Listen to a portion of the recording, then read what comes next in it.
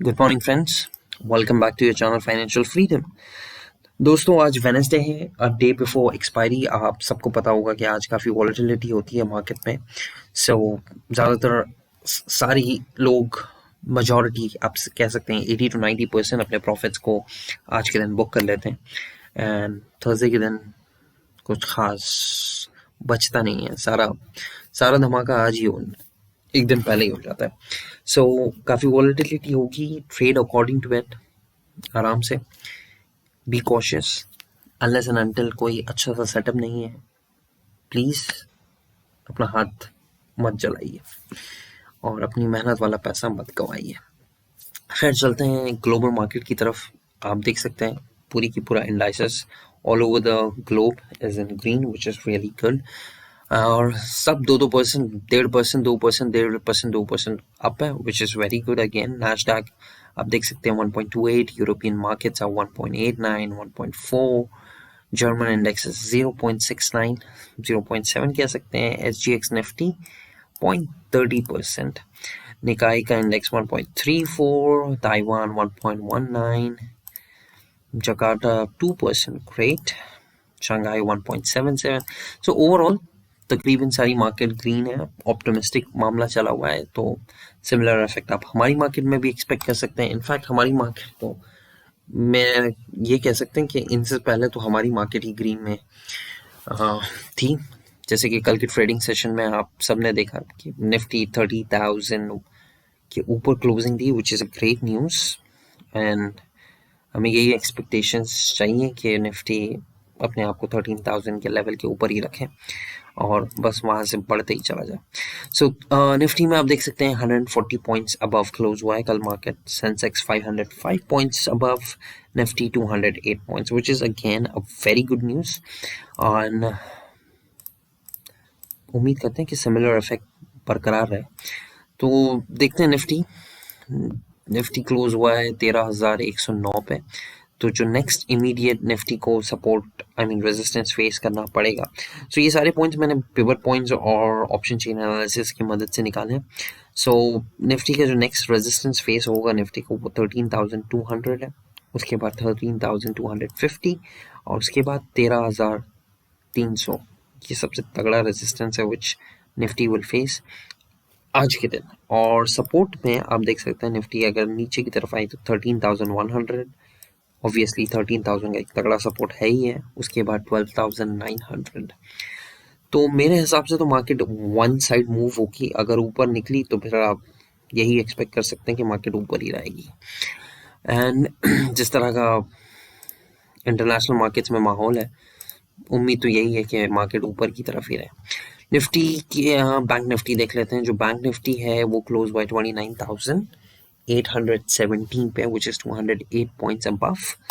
तो जो अगला resistance Nifty bank Nifty face कर सकता है वो 30,000, उसके बाद 30,200 and 30,500 respectively. And down side जो सपोर्ट बनेगा बैंक निफ्टी के लिए वो है 29,500, उसके बाद आता है 29,190 एंड 29,000 का एक तगड़ा सपोर्ट। और दोस्तों, आई एम रियली सॉरी, कल के दिन मैंने यहाँ एक्चुअली बाय मिस्टेक 29 को 28 कर दिया था, जो मैंने लेटर रियलाइज़ किया। I am sorry about that. लेकिन आप लोग तो काफ़ी समझदार ट्रेडर्स हैं, आपने तो समझ ही लिया होगा कि यहाँ पे गलती हमने कर बैठी है, ये 29 को 28 कर रखा है। But again I am really sorry for that. पे चलते हैं स्टॉक्स जो न्यूज़ में है। डॉक्टर रेड्डी द कंपनी और डॉक्टर रेड्डी और रशियन डायरेक्ट इन्वेस्टमेंट फंड ने अपने क्लिनिकल ट्रायल शुरू कर दिए। जो स्पुतनिक वैक्सीन है कोरोना वायरस के लिए, वो उसके ट्रायल्स चालू हो गए। और मैंने आज एक और आर्टिकल पढ़ा जिसमें ऐसा संभावना है कि जनवरी तक वैक्सीन्स आम पब्लिक के लिए अवेलेबल कर दी जाएगी, विच is really good.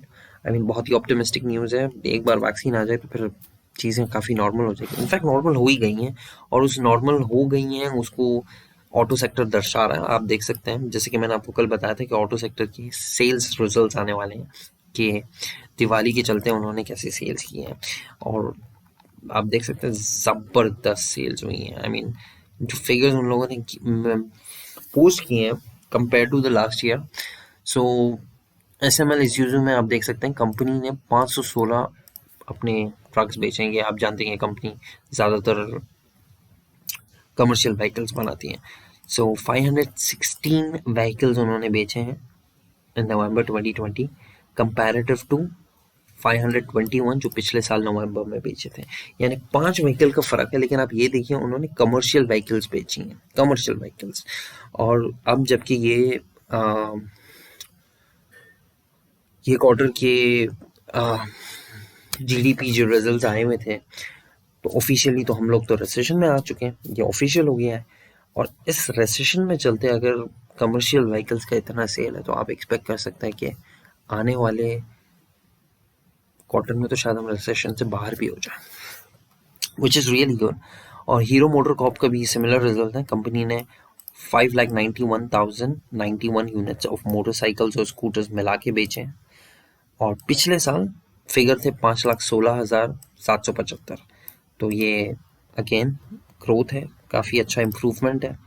Tata Motors ने आप देख सकते हैं 49,650 ये साल है और पिछले साल 41,124। तो काफ़ी अच्छे रिजल्ट हैं टाटा मोटर्स में भी। आयशा मोटर्स का भी सेम है 63,782 यूनिट्स ऑफ मोटरसाइकिल आपको पता होगा रॉयल एनफील्ड आयशा मोटर के अंडर ही आती है। तो 63,782 यूनिट्स उन्होंने बेची हैं इस साल कंपैरेटिव टू पिछले साल उन्होंने बेची थी 60,411। सो अगेन काफ़ी अच्छी ग्रोथ है। और स्मार्ट लिंक होल्डिंग्स में भी एक न्यूज़ आ रही है कि बोर्ड 4 तारीख को एक मीटिंग हेल्ड करेगा to discuss the proposal for the buyback. So buyback की एक्सपेक्टेशंस आप कह सकते हैं अभी कंफर्म नहीं है। बोर्ड ऑफ द मीटिंग्स 4 दिसंबर को होने वाली है। अब चलते हैं फॉरेन इंस्टीट्यूशनल और डोमेस्टिक इंस्टीट्यूशनल का डेटा देखने के लिए। तो FIS ने जो ग्रॉस परचेज की है वो 11,337 करोड़ की है और उसमें से जो ग्रॉस सेल हुई है वो है 8,095। तो जो बचा फिगर है वो आप कह सकते हैं 3,242 का पैसा मार्केट में आ गया। ये FIS का है। लेकिन DIS का डेटा अगर आप देखें तो अगेन जो ग्रॉस परचेज उन्होंने की है वो 3,644 की है, जिसमें से ग्रॉस सेलिंग उससे ज़्यादा है 4,687। सो अगेन जैसे कि हर बार आप देख सकते हैं ये कलर लाल ही होता है और अभी भी लाल है। इट्स 1,043 का डिफरेंस है माइनस। तो ये सारी न्यूज़ है एंड ध्यान रखिए आज वीकली एक्सपायरी की वॉलेटिलिटी आपको फेस करनी होगी। और उसके अलावा एक और दमदार न्यूज़ है जैसे कि आप सब जानते हैं कि बर्गर किंग का IPO जो है आज ओपन होने वाला है सब्सक्रिप्शन के लिए। रिटेल इन्वेस्टर्स के लिए 10% से कम का कोटा है।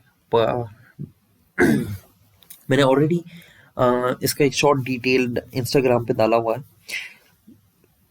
कंपनी के फंडामेंटल्स बहुत ही बकवास है, बेकार है, लॉस पे लॉस, लॉस पे लॉस। बट 3 ऐसी चीज़ें हैं जिसे जो इसमें लिस्टिंग गेन्स के चांसेस दे सकती हैं। वो 3 चीज़ें ऐसी हैं। एक तो ये फेयर वैल्यूड है, जो IPO आ रहा है वो खुद ही फेयर वैल्यूएशन पे आ रहा है। दूसरी कि 10% से कम या 10% का कोटा है रिटेल इन्वेस्टर्स के लिए। तो जैसे कि जब डिमांड कम हो जाएगी, जब सप्लाई कम हो जाएगी तो ऑटोमेटिकली डिमांड बढ़ जाता है। और तीसरी जो सबसे बड़ी ये चीज़ है कि लिस्टिंग गेन मिल सकता है इसमें, उसकी वजह यह है कि लोगों के पास जगह ही नहीं बची कि पैसे कहाँ डालें। Already market 13,000 all time high चल रही है, ठीक है, बुलिश है। लेकिन कभी भी एक हल्का सा डर होता ही है इन्वेस्टर में कि यार प्रॉफिट बुकिंग हो जाएगी, थोड़ा बहुत तो नीचे आ जाएगा, तो अब मैं पैसा कहाँ डालूँ ऐसे में।